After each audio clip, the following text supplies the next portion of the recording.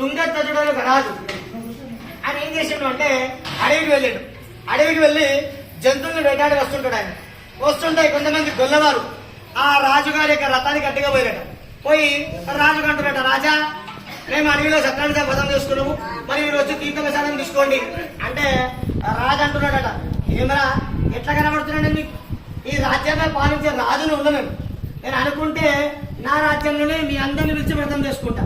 నీకా భక్తి తెలియదు, మణి తెలియదు, ఆచారం తెలియదు, పూజా విధానం తెలియదు, పూజను ఎట్లా ఏర్పాటు చేసుకోవాలో తెలియదు. ఇవన్నీ తెలియని మీ దగ్గర పూజా ప్రసాదం నేను ఎట్లా తీసుకోవాలి అని రాజ గర్వం చేత ప్రసాదం ముట్టుకోకుండా రాజ్యానికి వెళ్ళిపోయాడు. ఆ రాజు ఎప్పుడైతే ప్రసాదం ముట్టుకోకుండా పోయిండో అప్పటి నుండి రాజు కూడా కష్టాలు ప్రారంభమైంది. ఎటువంటి కష్టాలు అంటే రాజు ఏ యుద్ధం పోయినా కూడా ఏ యుద్ధంలో ఓడిపోయేవాడు కాదట. సర్వపాపహర